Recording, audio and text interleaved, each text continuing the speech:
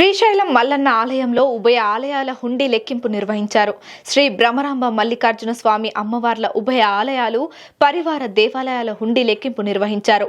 చంద్రవతి కళ్యాణ మండపంలో పకడ్బందీగా ఈ లెక్కింపు నిర్వహించగా శ్రీశైలం మల్లన్న దేవస్థానానికి 4,14,15,623 రూపాయల నగదు రాబడిగా లభించిందని దేవస్థానం అధికారులు తెలిపారు.